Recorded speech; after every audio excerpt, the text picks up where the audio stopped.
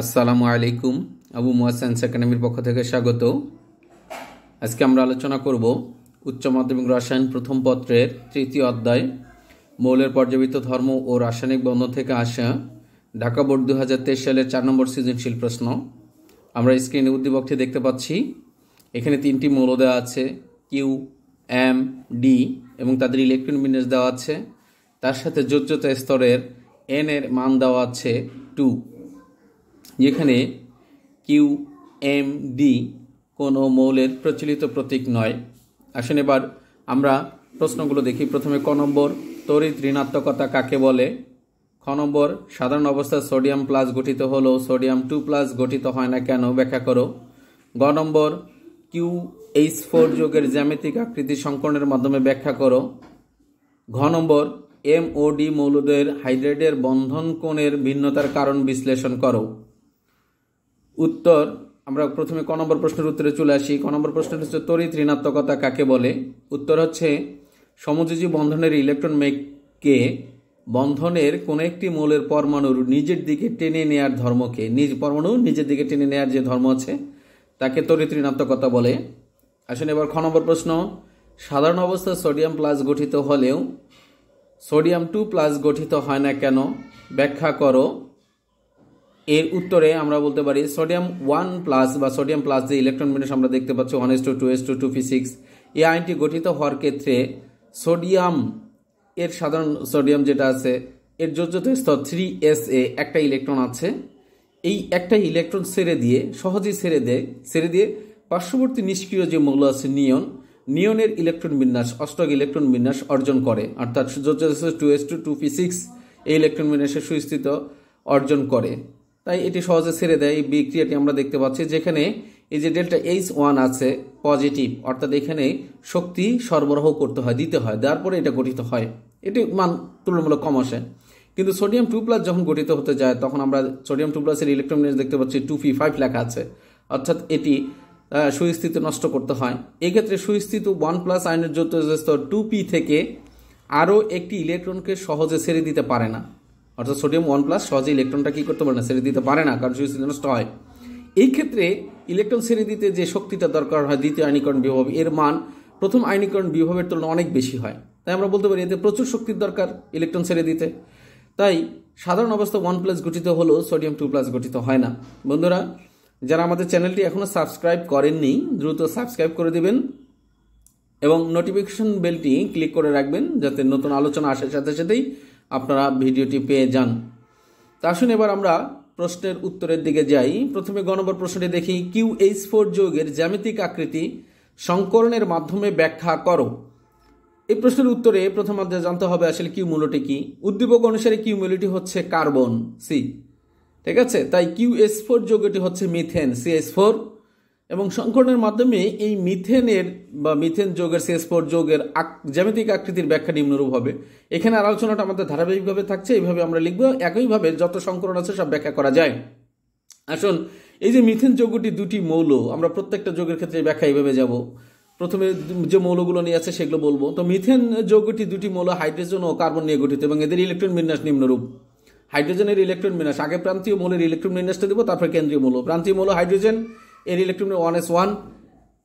কেন্দ্রীয় মৌল যে কার্বন আছে তার স্বাভাবিক অবস্থায় ইলেকট্রন বিন্যাস আমরা লিখছি যে সেখানে দেখেন 2p-z অরবিটাল 0 এবং 2s2 দেওয়া আছে। এটাই উদ্দীপিত অবস্থায় এই 2s2 অর্থাৎ 2s এর একটা ইলেকট্রন 2p-z-এ চলে যাবে, গিয়ে এই চারটা যোজ্যতা স্তরের 4টা অরবিটালে দেখেন একটি একটি করে ইলেকট্রন রয়েছে, অর্থাৎ এটি অযুগ্ম বা বিজোড় অবস্থায় রয়েছে। আসুন এবার আমরা জানি যে কার্বনের কি সংকরণ ঘটবে। এই সংকরণের ক্ষেত্রে আমরা একটা শর্টকাট কৌশল ব্যবহার করব। এটি পরীক্ষার খাতায় আসলে লেখার প্রয়োজন নেই, আমরা মনে রাখবো এটাকে। তো সংকরণ বের করার কৌশল হিসেবে কেন্দ্রীয় পরমাণুর সংকরণ এটা সমান আমরা করতে পারি এই কেন্দ্রীয় পরমাণুর সাথে বন্ধনে যুক্ত পরমাণুর সংখ্যা, সেটা একই মৌলের হোক অথবা ভিন্ন মৌলের হোক। কেন্দ্রীয় পরমাণুর সাথে যে কটা পরমাণু থাকবে সেটা লিখবো, তার সাথে কেন্দ্রীয় পরমাণুর ইলেকট্রন বিন্যাসে কোনো ইলেকট্রন জোড় আছে নাকি সেটা দেখব। তো আমাদের এই মিথেনে কার্বন পরমাণুর সাথে 4টা হাইড্রোজেন আছে, তাই আমরা এখানে 4 লিখেছি এবং ইলেকট্রন বিন্যাসে আমরা দেখতে পাচ্ছি উদ্দীপিত অবস্থায় কোনো জোড় ইলেকট্রন নাই, অর্থাৎ ইলেকট্রন জোড় নাই, তাই এখানে 0 বসেছে। যোগফল আমরা পেলাম 4। আর যখন এই যোজ্যতা স্তরে শুধুমাত্র p অরবিটাল থাকে sp, তখন এর এখানে 4 হলেই, যোগফল 4 হলে আমরা sp3 দিব। যদি কখনো যোগফল 3 হয় তাহলে sp2 হবে। যদি কখনো যোগফল 2 আসে তাহলে sp হবে। তো আমরা দেখলাম মিথেনে সংকরণ ঘটে sp3। এই sp3 সংকরণের শর্ত অনুযায়ী কার্বন পরমাণুর একটা s অরবিটাল আর 3টা p অরবিটাল এখানে অংশগ্রহণ করবে। sp3 সংকরণের মাধ্যমে একটা s 3টা p sp3 সংকরণের মাধ্যমে সমশক্তি সম্পূর্ণ নতুন 4টি sp3 অরবিটাল তৈরি করা। আমরা এখানে 4টা sp3 অরবিটাল দেখতে পাচ্ছি। প্রত্যেকের মধ্যে দেখেন এই যে ইলেকট্রন একটা করে দেওয়া আছে ব্র্যাকেটের বাইরে, এটা আসবে অংশগ্রহণকৃত যে অরবিটালগুলো আছে তাদের মোট যে ইলেকট্রন, এই ইলেকট্রনগুলো হুন্ডের নীতি অনুসারে এখানে বসে যাবে। তো অংশগ্রহণকৃত অরবিটাল 4টা ইলেকট্রন ছিল, 4টা নতুন 4টা অরবিটালে চলে গেল একটা একটা করে। প্রত্যেকের ক্ষেত্রে একটা করে দেখতে পাচ্ছি। একটা করে থাকলে এটাকে আমরা অযুগ্ম বা বিজোড় বলবো, আর 2টা থাকলে যুগ্ম বা জোড় বলবো। তো এই মিথেন এর কেন্দ্রীয় কার্বন পরমাণুর একটা s 3টা p অরবিটাল sp3 সংকরণের মাধ্যমে সম্পূর্ণ নতুন সমশক্তি সম্পন্ন সমান সংখ্যক 4টি sp3 অরবিটাল গঠন করে, যারা প্রত্যেকেই অযুগ্ম বা বিজোড় ইলেকট্রন বিশিষ্ট, আমরা একটু আগে দেখেছি। এবং এই অরবিটালগুলো চতুস্থলকের শীর্ষ বরাবর বিন্যস্ত থাকে, অর্থাৎ প্রতিটি সংখ্যার অরবিটাল চতুস্থলকের শীর্ষ বরাবর বিন্যস্ত থাকবে। আমরা এই চিত্রটার দিকে তাকাই, দেখেন এই যে ধারাবাহিক ব্যবস্থা আছে 2s orbital, 2px orbital, 2pz orbital, 2pyz, এই 4টা অরবিটাল অংশগ্রহণ করে সংকরণ করে দেখেন এই যে 4টি sp3 অরবিটাল হয়ে গেল। এখানে একটা চতুস্থলক আমরা দেখতে পাচ্ছি, উপরে বামে ডানে নিচে মিলিয়ে নতুন 4টা অরবিটাল। একটা চতুস্থলকের 4টা শীর্ষ বরাবর আছে, উপরে বামে ডানে। পাশের চিত্রটার দিকে আমরা তাকাই, সেখানে আরও এটা স্পর্শ চতুস্থলকের গঠনটা স্বাভাবিকভাবে দেয়া আছে। তো sp3 সংকরণ হয় যখন, তখন স্বাভাবিক বন্ধন কোণের মান স্বাভাবিকভাবে 109.5 ডিগ্রি হয়। তো বন্ধুরা, এই 4টা যে নতুন অরবিটাল তৈরি হলো, এই 4টা অরবিটাল, ঠিক আছে, 4টি সংকর অরবিটাল, কেন্দ্রীয় কার্বন পরমাণুর অযুগ্ম ইলেকট্রন বিশিষ্ট 4টি সংকর sp3 অরবিটাল, ঠিক আছে, 4টি হাইড্রোজেন পরমাণু, 4টি হাইড্রোজেন পরমাণুর অযুগ্ম ইলেকট্রন বিশিষ্ট 1s অরবিটালের সাথে, ঠিক আছে, আমরা ইলেকট্রন বিন্যাসে দেখতে পাই হাইড্রোজেনের 1s অরবিটালে একটা ইলেকট্রন থাকে। তাই এই 1s অরবিটালের সাথে মুখোমুখি অধিক্রমণের মাধ্যমে 4টি সিগমা বন্ধন গঠন করবে। মুখোমুখি অধিক্রমণ হলে 4টা হবে। এই অধিক্রমণ হচ্ছে sp3s, কার্বনের sp3, হাইড্রোজেনের s, এর মুখোমুখি অধিক্রমণে 4টা সিগমা বন্ধন গঠিত হবে, ঠিক আছে। এই যে দেখেন আমরা এখানে হাইড্রোজেনের একটা 1s, কার্বনের একটা sp3, আবার একটা হাইড্রোজেনের 1s, এক কার্বনের sp3, এবং পর্যায়ক্রমে 4টার সাথে কি করবে, এই মুখোমুখি অতিক্রমণ করে 4টা সিগমা বন্ধন গঠন করবে। দেখেন কার্বনের sp3 আর হাইড্রোজেনের s, একটা ইলেকট্রন মিলে এখানে পেয়ার্ড হয়ে গেছে। এরকম পর্যায়ক্রমে 4টা বন্ধন এখানে তৈরি হয়েছে, 4টারই সুন্দর গঠন এখানে দেখানো আছে। বন্ধুরা, এইভাবে কি হয়ে যায়, sp3 সংকরণের মধ্যে মিথেন অণু গঠিত হয়।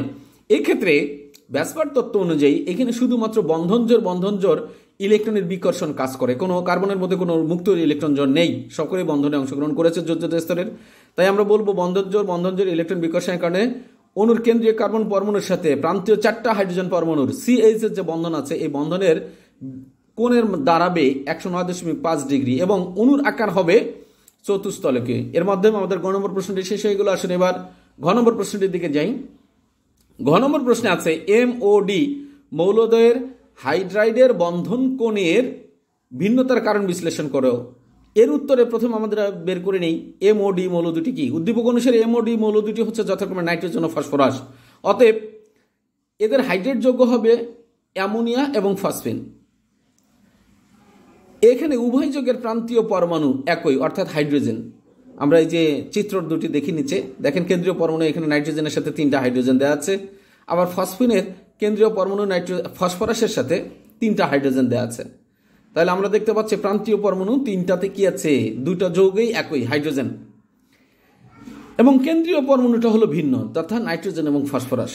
উভয় যৌগের সংকরণ কিন্তু একই sp3, ঠিক আছে। আগে যে আমরা সংক্ষিপ্ত আলোচনা করেছি সেখানে সংকরণ বের করে নেব, এবং এই অণু দুটির বা যৌগ দুটির সংকরণ একই, sp3 আকৃতি একই, পিরামিডীয় বন্ধন যেটা আছে 3টা বন্ধন আছে, অর্থাৎ নাইট্রোজেন এবং ফসফরাস উভয়ই 3টা হাইড্রোজেনের সাথে 3টা বন্ধন দ্বারা জড়িত।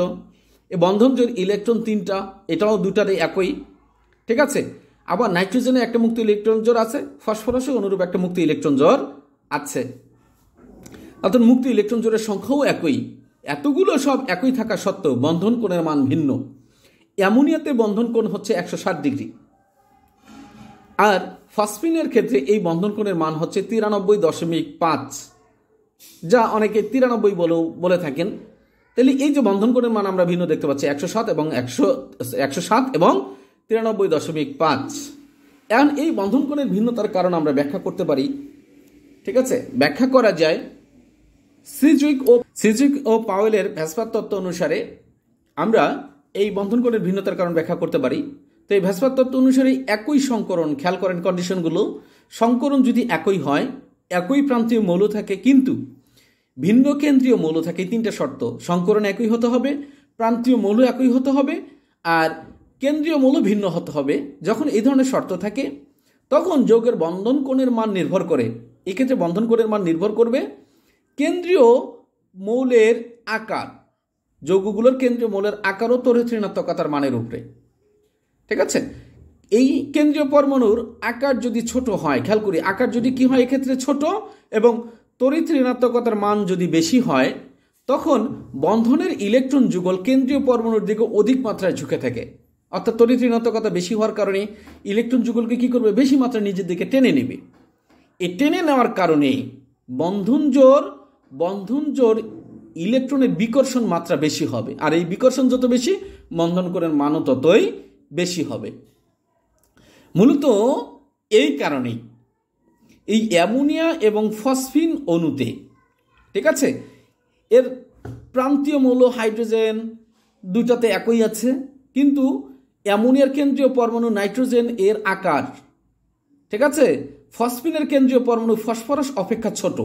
আবার নাইট্রোজেনের তড়িৎ ঋণাত্মকতা ফসফরাস অপেক্ষা বেশি হওয়ায়, ঠিক আছে, অ্যামোনিয়ার NH বন্ধনের ইলেকট্রন যুগল কেন্দ্রীয় নাইট্রোজেন পরমাণুর দিকে, ফসফিনের PH এর যে বন্ধন আছে ইলেকট্রন যুগল এর কেন্দ্রীয় পরমাণু ফসফরাসের দিকের তুলনায় অধিক মাত্রায় কি হবে, নাইট্রোজেন পরমাণুর দিকে বেশি মাত্রায় ঝুঁকে থাকবে, নাইট্রোজেন পরমাণু বেশি মাত্রায় নিজের দিকে টেনে নিবে।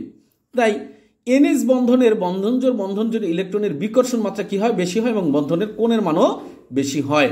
বন্ধুরা, এর মাধ্যমে আমরা ঘ নম্বর প্রশ্নের উত্তরটা শেষ করলাম। তখন পর্যন্ত আমাদের সাথে থাকার জন্য ধন্যবাদ।